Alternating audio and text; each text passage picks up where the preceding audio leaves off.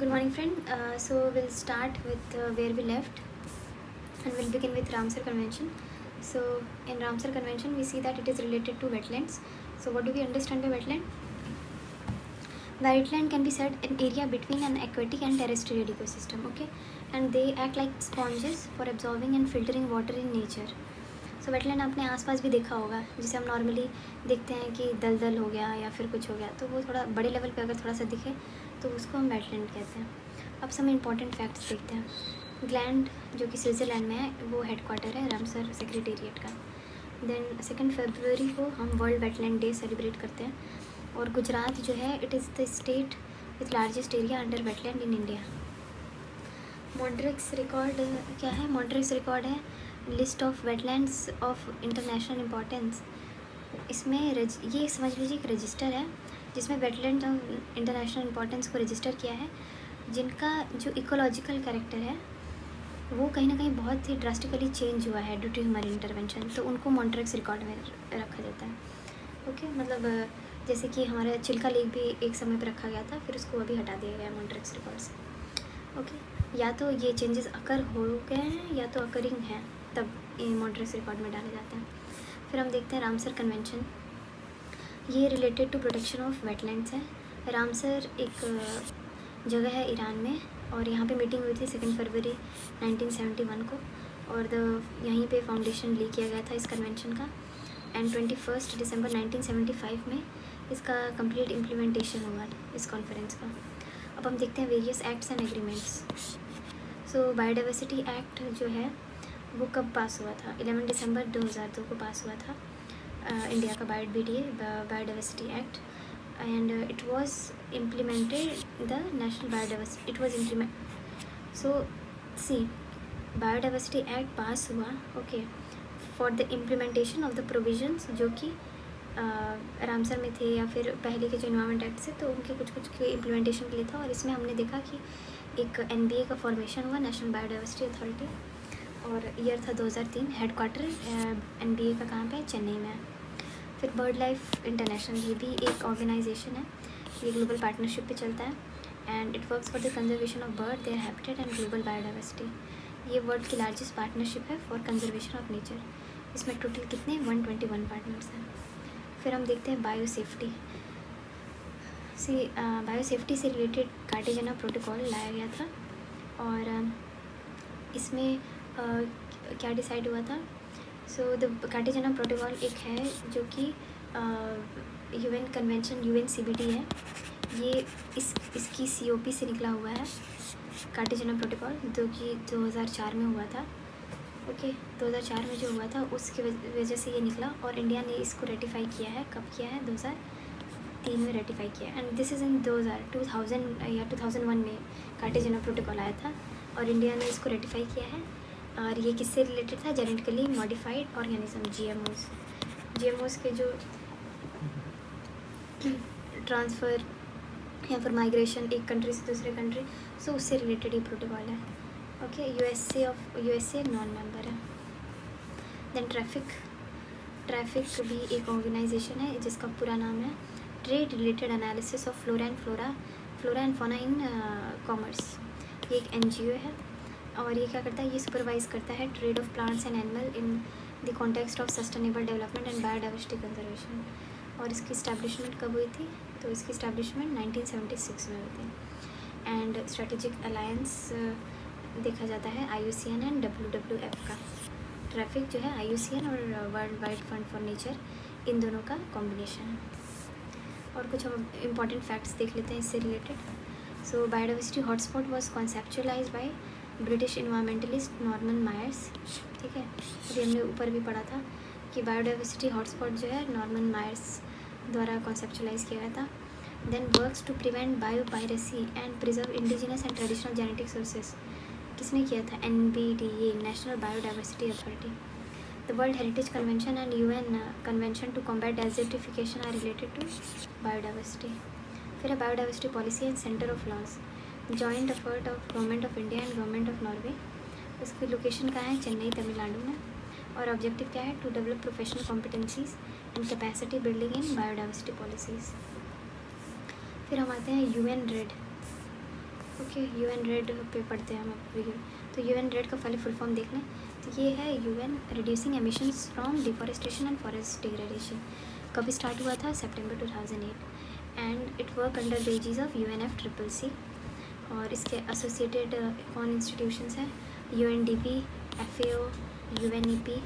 और इसका ऑब्जेक्टिव्स क्या है?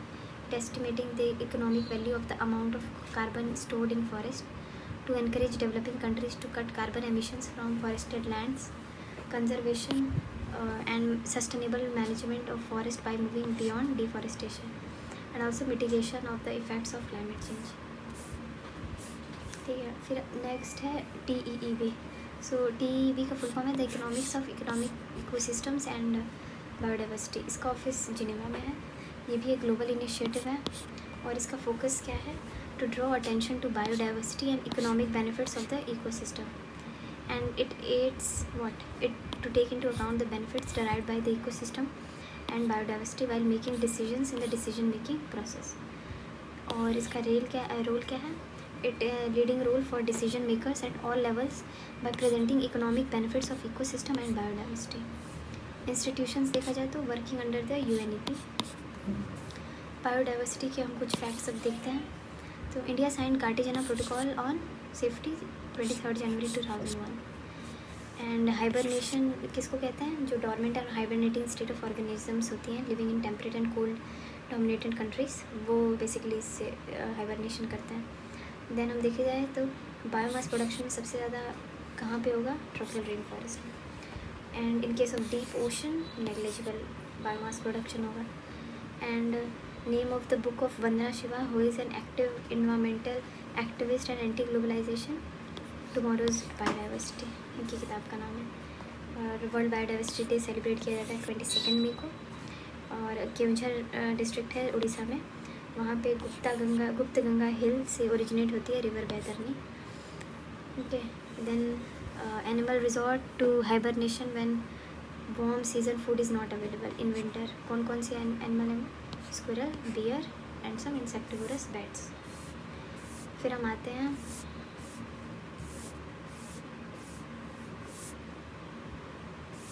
ओके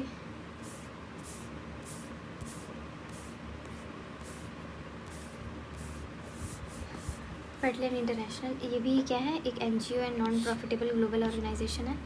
ये वर्क करती है to maintain and restore wetlands and their headquarter and their resources. इसका हेडक्वार्टर देखा जाए तो कहाँ पे है? इसका हेडक्वार्टर है नीदरलैंड्स में। और अब हम देखते हैं सीबकथॉर्न के बारे में। yesterday I went for running to a nearby garden, and there were some vendors who were selling the sea buckthorn in quite assorted packets, और उनके ये benefits बता रहे थे। तो it's very heartening to see such initiatives that they are promoting such local medicinal fruits, and which is good considering the health and our biodiversity। then tree found on the hills above the tree line of, ये sea buckthorn जो है ये tree है होते हैं जो कि found होते हैं कहाँ पे? above the tree line of Ladakh, and its plum is rich in vitamins and nutrients। it increase energy level ना। it was used by Genghis Khan and Russian cosmonaut used to protect against cosmic radiation से भी इनको help किया। और ये एक deciduous shrub है जो कि पॉपुलर है ले बेरी में, ले बेरीज नाम से पॉपुलर है लद्दाख रीजन में, और कुसुमसारी लाहौल में ज़्यादा पाया जाता है। And also it is distributed in Himachal Pradesh, Nathula Sikkim, Uttarakhand, Arunachal Pradesh. And regarding this, इसके लीव्स, फ्रूट्स, रूट्स, थॉर्न्स सब कुछ ही यूज़फुल है। और इसका कन्वेंशनल यूज़ ड्रग मैन्युफैक्चरिंग में किया जाता है, न्यूट्रिशनल सप्लीमेंटेशन में किया जाता है, फ्यूल में किया जाता है, एनवायरमेंट कंजर्वेशन एंड बैरियर में किया जाता है। It is helpful in nitrogen stabilisation and ideal plant to control of cold desert and ability to grow in high altitude mountain areas। Okay, and now we'll see greenhouse effect and climate change। so greenhouse gases से आप क्या समझते हैं? greenhouse gases जो है वो क्या करती हैं? हीट्स को ट्रैप करती हैं, जिसकी वजह से टेम्परेचर बढ़ जाता है। जैसे कि carbon dioxide, methane, nitrous oxide, CFC, SF6, NF3, ये सब हैं ग्रीन हाउस गैसेस। और इनडायरेक्टली इन्वॉल्व जो गैसेस हैं वो है nitrogen oxide, carbon monoxide, non methane volatile organic compound and sulphur dioxide. फिर हम आते हैं सोलर एनर्जी पे। तो सोलर एनर्जी क्या है? एनर्जी रीचिंग द अर्थ, जो अर्थ तक जा रही energy is in the form of electromagnetic radiation and it's component क्या है सोलर एनर्जी के? उसमें यूवी रेज भी होती हैं और इंफ्रारेड रेडिएशन भी होती है। तो जो यूवी रेडिएशन है वो स्ट्रेटोस्फीयर में मोस्टली एब्जॉर्ब हो जाती है, जिसको ओजोनोस्फीयर बोलते हैं, और जो इंफ्रारेड होती है वो हमारे अर्थ पे एंटर करती है एज थर्मल रेडिएशन। अब हम देखते हैं इसको। तो जो ये देख रहे हैं हम सोलर रेडिएशन यहाँ से निकली, कुछ रिफ्लेक्ट होंगी, कुछ अब्जॉर्ब होंगी, कुछ यहीं एटमॉस्फेयर में डिस्पर्स हो जाएंगी। तो इस वजह से हम देखें तो सोलर एनर्जी का डिस्ट्रीब्यूशन होता है towards our whole earth. Okay, अब एक एक करके इन सबको पढ़ भी लेते हैं। रिफ्लेक्टेड है, फिर आउट गोइंग इंफ्रारेड रेडिएशन है जो कि एब्जॉर्ब होने के बाद रिलीज हुई होगी। Then infrared radiation absorb by green house gases, then increase in earth's temperature, infrared radiation emitted by earth. Okay, अब हम आते हैं ग्रीन हाउस इफेक्ट। ये इफेक्ट ग्रीन हाउस इफेक्ट है क्या? इसका अदर नेम है ग्लोबल वार्मिंग। इसमें क्या होता है? Increase in the amount of insulating gas in the atmosphere, जिसकी वजह से क्या होता है? Increase in the average temperature of the atmosphere. ये एक नेचुरल प्रोसेस है और इसका कॉन्सेप्ट किसने दिया था? जोसेफ फॉरियर ने दिया था 1824 में। और कौन सी मेजर गैसेस है?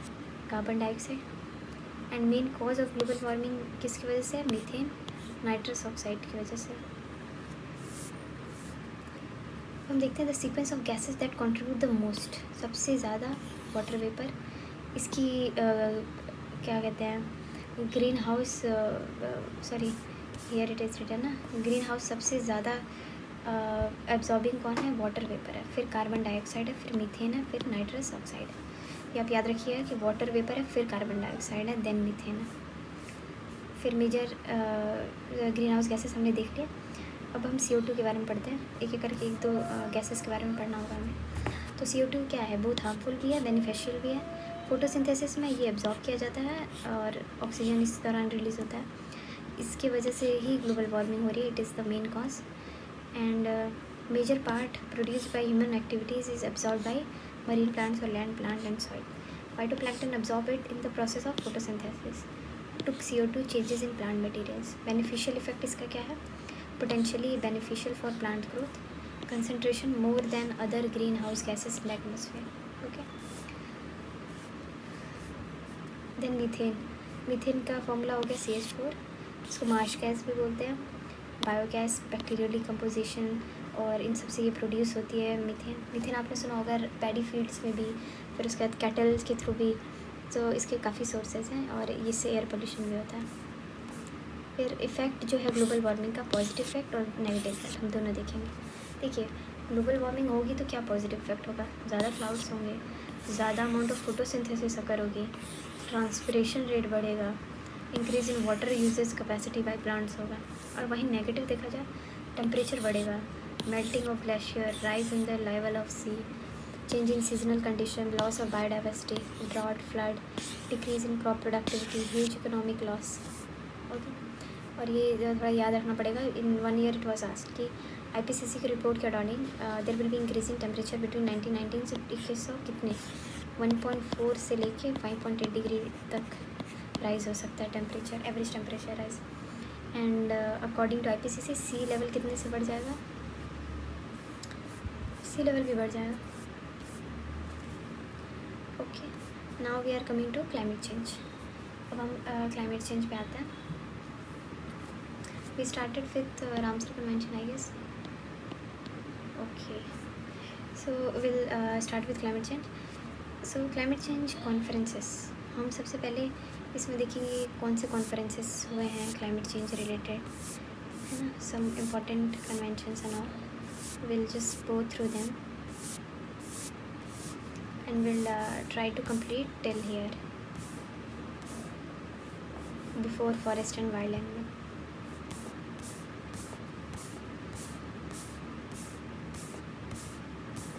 या तो फिर क्लाइमेट चेंज नेक्स्ट लेक्चर से हम करते हैं।